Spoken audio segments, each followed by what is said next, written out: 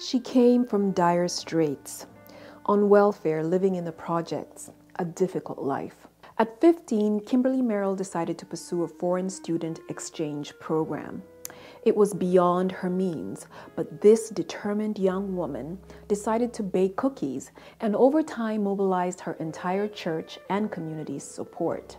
Within 3 months, she had raised the $7,000 needed for her entire 11th grade year in Brazil.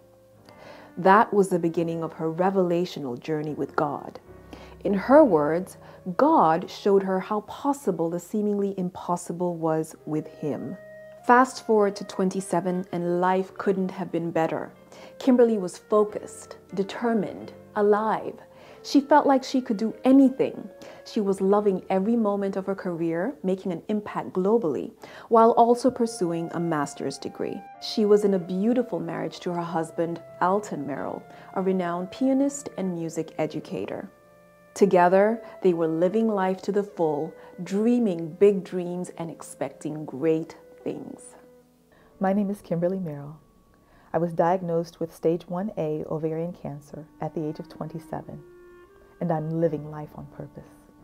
Right before the diagnosis, I felt like I could do anything. I was an industrial engineer working all around the globe, and in the evenings I would drive back and forth for my master's degree, at least a 2-hour commute back and forth. I was burning the candle from both ends of the wick, but when you're 27, you think you can do those types of things and it'd be fine.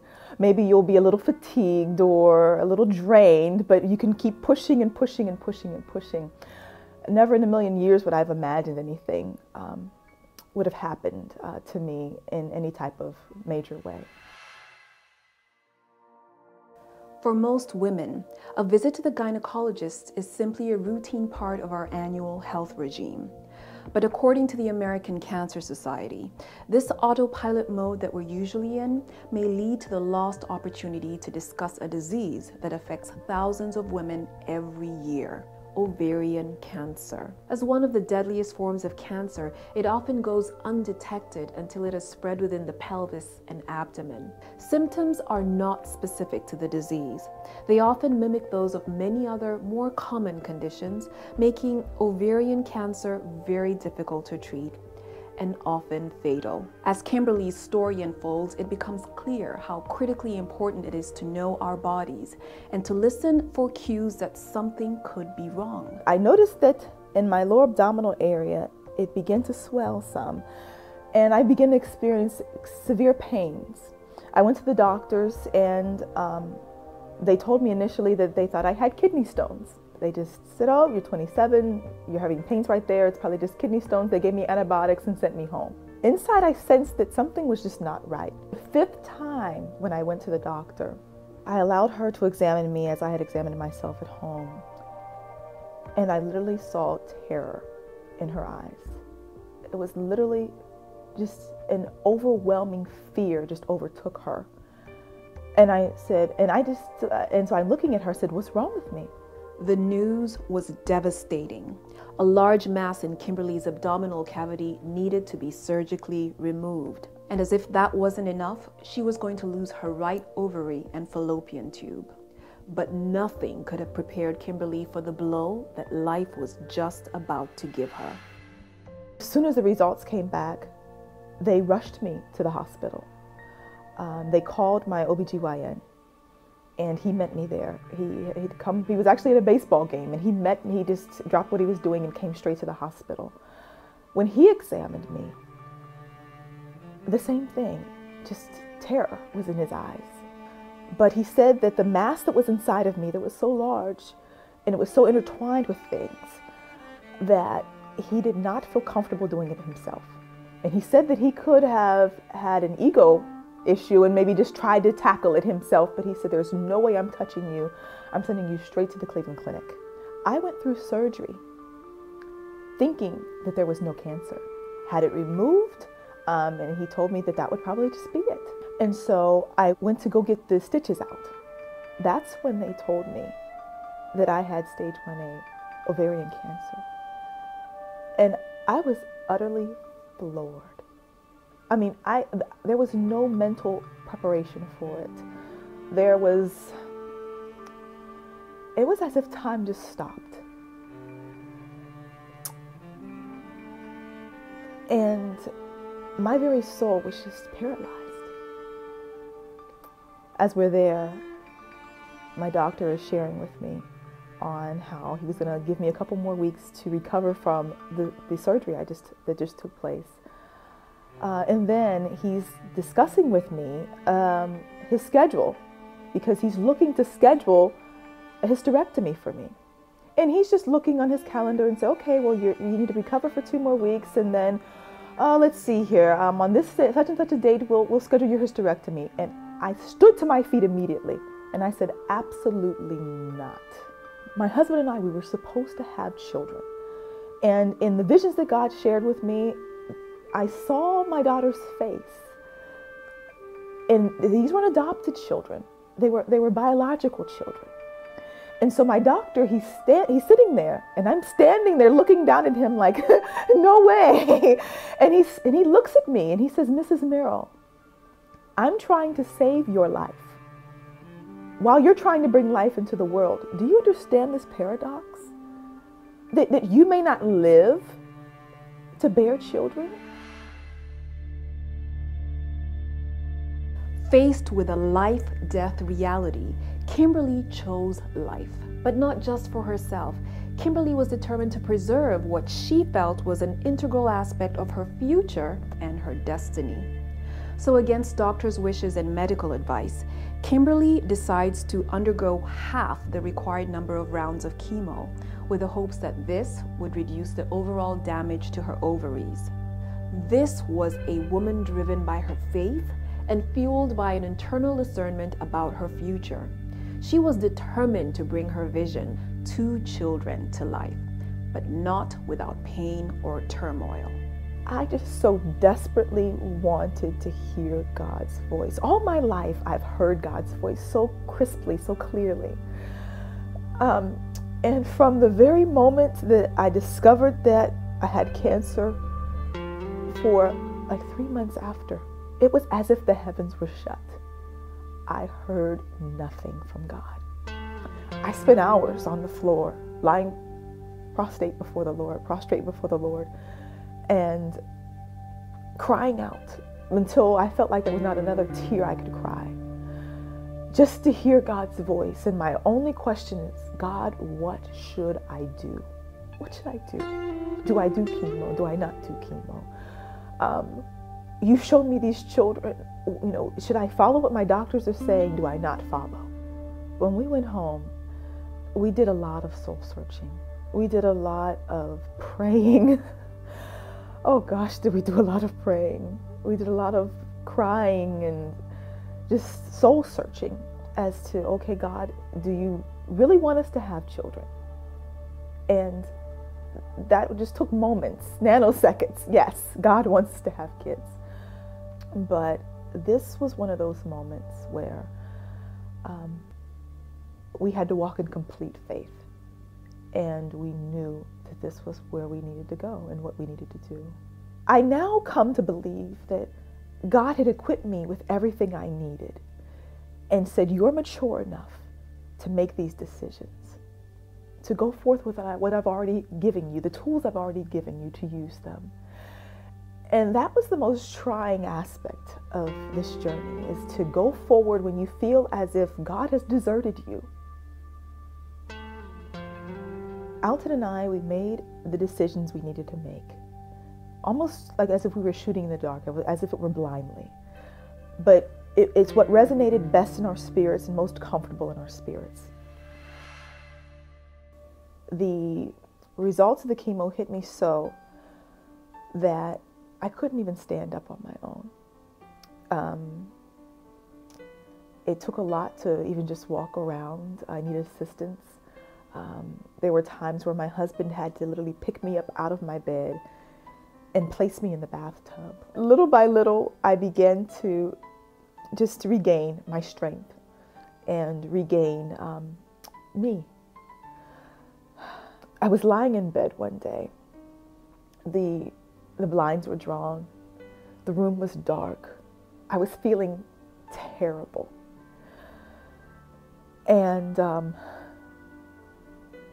my sister came by. And without my prompting, I had no energy to even prompt her. Without my asking, she pulled me up and sat me up and fluffed my pillows and sat me up, opened up the blinds, opened up all the curtains, let the sunshine shine in my room. She had assistants, and they helped me to get into the tub. She fixed me a bowl of ice cream and let me eat the ice cream in the tub. And just that day, she actually breathed humanity into me. I felt so dead to the world. I had all these thoughts racing through my head. I was still alive in my brain, but my body just wasn't responding. And this woman breathed life into me because she anticipated my needs. She cracked jokes, made me laugh, even though I was hurting so much, but she just made me laugh. And it's just wonderful when people can anticipate what you're needing and to do that and so much more for you. It really does breathe life into a person. Once chemotherapy ended, I was terrified because during the chemo, at least I knew I was doing something to combat it. But once it was over, the enemy just began to nag me, began to taunt me, and to tell me that the cancer was coming back. But I'd planned a trip around the world, researching women's issues, and purposely planned it right during the time of one of my lowest points, just to have this huge high point. And I'll never forget, I was in Singapore, and I woke up one morning, and it was as if I was paralyzed and I just could not move. And I was utterly just almost depressed and just feeling so anxious and solemn, if you will. And I just began to pray that off of me. And an hour later, I looked at my calendar and realized that was the day I was diagnosed a year ago. And it's something how your whole body, it has a memory.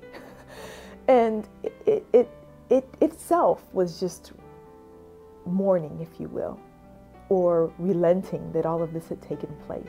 I wasn't even cognizant that that was the anniversary date, but my body knew somehow. It's so crazy. It's so important to share the weight in the family. And I would say this to even other survivors, if you will, to allow their families to take up the slack.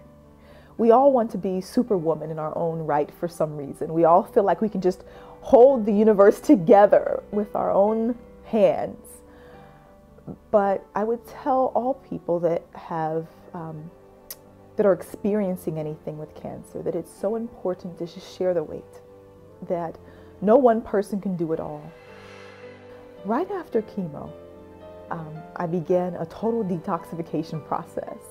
I mean, I literally lived at my naturopathic doctor's office just to get all those impurities out of me, all those metals and everything out of my body, out of my system, all the toxins gone. And my doctor wanted me to wait a year before having the children. And so we waited that year, and I'll never forget going to my doctor and saying, the year is up, and he's saying, no way. And he released us to start trying to have children. The very first try, I was pregnant. And I'll never forget the moment. When we discovered that we were actually pregnant. They say that pregnant women glow. I was beaming. I was literally beaming from ear to ear. It was so hard to keep it a secret. I now have my Jaden Alexander and my Zion Gabrielle. And they bring us so much joy. I thought I knew joy before I had the two of them. I had no clue what joy was. All that we've been through, I do it 1,000,000 times over to just see the faces of my little ones. What can I teach my daughter? I'll teach her to know herself. to know her body, to be her own force, if you will, to not rely, even though the world is full of experts, to be her own expert, to be courageous, to face challenges as they come, to be sensitive to what her body and her spirit are saying to her, and to trust it with all her might. It is the most natural thing that I do, is being their mom. It's being with my daughter, and just breathing her in, I call it, where we do nothing else. I don't put anything else on the agenda. I just spend time with them. It's the most fulfilling thing to me, to see them grow and to get teeth in their mouth, or for Jaden, oh, I'll never forget him taking his first steps. Just being there for them, and to watch them and be an integral part of them, their growth and development, is one of the most amazing things to me. And to realize now just how precious and how sacred life is, it helps me to all the more be a purposeful parent, if you will. Kimberly Merrell is a walking, talking example of how faith in God and determination for life can move mountains. She's a testimony of how prayer actually influences and changes things.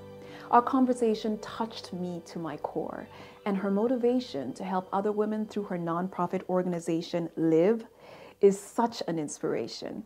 And so my desire then was to go and finish my master's degree, all within the hopes and with the goal of starting my own nonprofit. And I received a fellowship through my master's program, and the fellowship was to study women's issues around the world. And I began to survey what the most pressing issues were for women.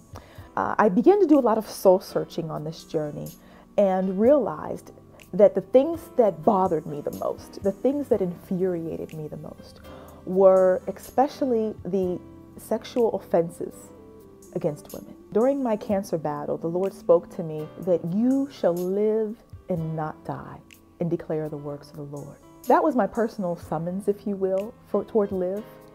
But then when I look at it for other women, the Lord showed me a scripture of, I would that you would have life and have it more abundantly.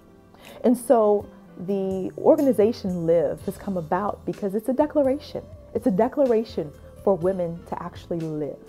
The hopes are to actually take the stories of women and to tell their stories to a broader audience. I found that a lot of times religion is actually the foot on the neck of those who are being oppressed. And to say it a different way, they're actually being oppressed through what people are interpreting to be what God would have for women, the plight of women per se. And so what we do is to also change or to expose people to another way of seeing the scriptures, another way of interpreting scriptures, to show that no, God does not want women to be second-class citizens, but to in fact have a voice and to be equal partners and to live equally, to live justly and freely in our society. Kimberly's journey instilled a deep appreciation in me for life and the liberties we enjoy as a result of grace and good health, which we easily take for granted. Her story teaches us how our pain and our struggles can also be our ministry, our area of service to others, our opportunity to make a tangible difference in others' lives by way of compassion, understanding, and love. Most importantly, her story reminds us that we cannot afford to take this beautiful thing called life for granted. I had other people that walked with me during my battle, especially in the crux of the battle with ovarian cancer, during the treatments, who themselves did not survive. And it was just seeing them perish, seeing them go from healthy to not so healthy to just the whole process of death, and to no longer be with us. That's made me treasure life all the more, because not everyone makes it. And so every day since cancer, I wake up and I do nothing but pray. I seek God's face concerning my day, concerning my breath, concerning the mobility of my limbs, realizing that it's God that provides all of that, and I can't take it for granted anymore. I try my best to live each day as if it's my last. I stop and I smell the sweet breath of my baby, and I just soak everything in now, as opposed to just trying to jet by it and accomplish all these goals, where I realize I need to accomplish my goals, but I need to do so with a heightened sensitivity of life itself. Kimberly's amazing story of survival isn't the norm. According to the American Cancer Society, more than 20,000 women in the United States alone are diagnosed with ovarian cancer each year, and approximately 15,000 women die annually from the disease. Unfortunately, most cases are diagnosed in their later stages when the prognosis is poor. However, if ovarian cancer is diagnosed and treated early, when the cancer is confined to the ovary, the 5-year survival rate is over 90%. That is why awareness of early symptoms and education about the disease are so important. It is this simple yet undeniably powerful truth that inspired the National Ovarian Cancer Coalition's Take Early Action and Live initiative. The initiative has 2 objectives. The first is helping women become aware of the 4 most consistent symptoms of ovarian cancer. The second, letting women know if they experience any of these symptoms on a daily basis for more than a few weeks, that they should talk to their physician, preferably a gynecologist, right away. By tapping into their resources, you'll not only be able to start educating yourself, but you'll also discover that, like Kimberly, you are not alone in this experience. If you're ready to do something amazing that will make a difference for thousands of women, go to www.ovarian.org or call 1-888-OVARIAN today to learn more about how you can help spread the word on this important fight against ovarian cancer. Kimberly did it, I did it, now it's your turn.